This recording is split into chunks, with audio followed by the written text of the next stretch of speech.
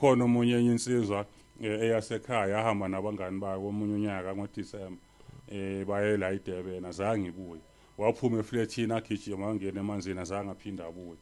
wasuka nje wagijima nje wayiyela lapha ukuthi bokwenza njani asazi wayenebhizinisi so kusho ukuthi wahamba i-short left wayolanda into zakhe kanti umuntu onesiphiwo yabona ngiyayithola yes umuntu onesiphiwo kumele asize abantu yena le okumele ayenza zengayenza wahamba wayophakamisa ibhizinisi lakhe manje lento agcina seyimshaya uyacela nakhona moyile ulwandle lunamandla if ufaka umuntu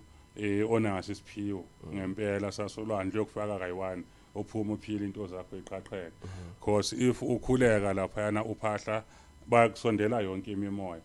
ikakhulu that izothola ukuthi umuntu onalisiphiwo sasemanzini kuthiwa kumele aye intatha ngabo ma 2-3 la sokuthulile kusebenza khona imimoya yabona and then kulapho ke into zakho zizokwazi ukuziphakame kahle and kunento yokuthi abantu kakhulu kunabantu abanezinto zabo kunomuntu ozohamba ayolwandle ayofika ayobeka into yakhe lapho olwandle nina menifika nikhuleka kulento yakhe ayigubhele lapho olwandle kufana nasemanzini kunomthandazo noma inyanga ngiyazi ukuthi mina ngisebenza kulamanzi lawo kunento yakhe esuka lapho akayi kwamanye amanzi ungena kulamanzi straight nasolwandle unento zakhe la ayibeke khona azi ukuthi mengifika lapha ngiprotectwe ile mimoya yami engiyifake la emanzini